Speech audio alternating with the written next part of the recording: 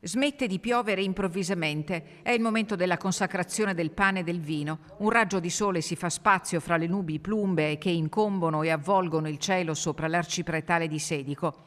Se esiste un luogo oltre a quello terreno dove il piccolo Lucas, il miracolo d'amore di papà Gabriele e mamma Jennifer, appena ricordato Don Fabiano, sta facendo una delle sue acrobazie, arrampicandosi sulle spalle di Gesù, ebbene, se quel luogo esiste, il segnale è arrivato, diretto e chiaro, e ha riempito i cuori delle migliaia di persone che in silenzio hanno riservato l'abbraccio di amore e di vicinanza alla famiglia De Marca.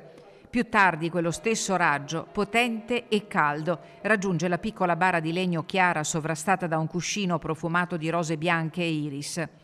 In chiesa la funzione è preceduta dalle parole di amore e sostegno indirizzate a papà Gabriele e arrivano direttamente dall'anima di Lucas, il Piccenin, l'amore grande di mamma Jennifer. Sei nato per aiutare gli altri, per dare il dono della maternità, per far conoscere un amore infinito a me e al tuo papà, per rendere migliore questo mondo e chi ti incontrasse.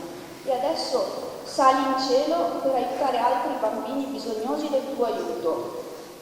È per te ogni cosa che c'è, Ninanà, Ninaè. Nelle parole di mamma Jennifer c'è spazio per le scuse delicate nei confronti dei soccorritori e degli agenti per aver fatto prevalere nei momenti più strazianti il dolore al posto dell'educazione e del rispetto, e ci sono i ringraziamenti alla comunità intera presente anche nel momento struggente del commiato. L'omelia di Don Fabiano del Favero, parroco di Longarone, originario di Rivamonte come mamma Jennifer, è intrisa di aneddoti felici e del ricordo lacerante di una settimana fa.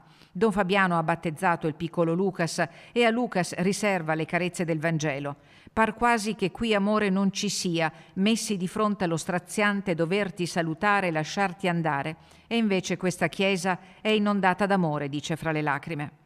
Lucas, ora non serve più che tu chieda alla mamma di chiedere a Don Fabiano qualcosa di Gesù.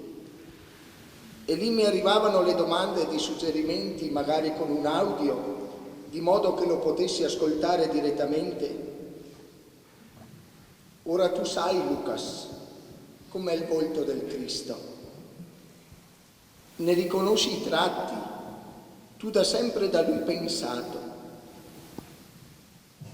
Oggi sono io a farti una richiesta, piccolo amico. Arrampicati un poco sulla schiena di Gesù e sussurragli nell'orecchio: li vedi?